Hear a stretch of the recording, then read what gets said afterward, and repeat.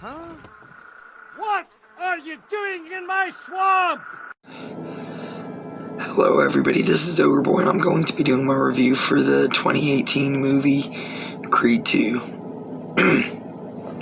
So, this movie follows Adonis Creed, who has now become a famous boxer and everything. He's made a name for himself. He's getting engaged to his girlfriend and they're about to have a baby and everything when Ivan Drago and his son Victor Drago emerge, and Victor challenges Creed to a fight, and nobody wants Adonis to do this fight. His mom's against it, Rocky's against it, and his girlfriend is against it, and they all try to talk him out of it, and he goes ahead and has this big fight and ends up getting his butt whooped, and he ends up deciding to have another round in Russia and everything with this guy, and by the end of the movie he gets the support of his family and everything, and they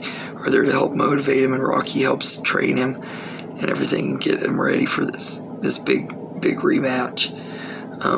But this is a really good movie in the franchise. I really enjoyed Creed 2. In fact, I think it might even be my favorite one since Rocky 4. It's just a really good movie. The story is really well done. I love the relationship between Rocky and Creed in this movie. Like, Rocky doesn't want to train him at first in the first time because he knows how dangerous Ivan was and everything, and he's worried that Victor will be even more dangerous because of the way he was raised in hatred and stuff. And it's really good moments between Rocky and Creed, in those moments when Creed's like, you don't believe in me, you don't trust me, I don't think I can do it, and all that.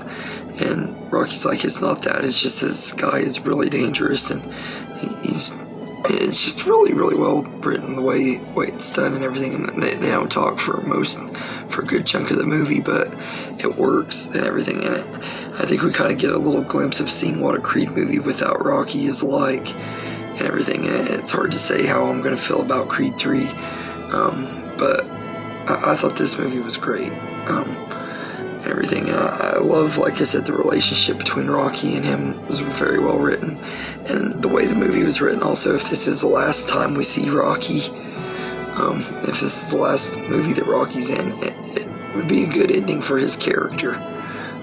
Personally, I think that they did a good job with it. I wouldn't mind seeing more Rocky movies, like ones that are just centered on Rocky, like Rocky 7. I would love for them to do that.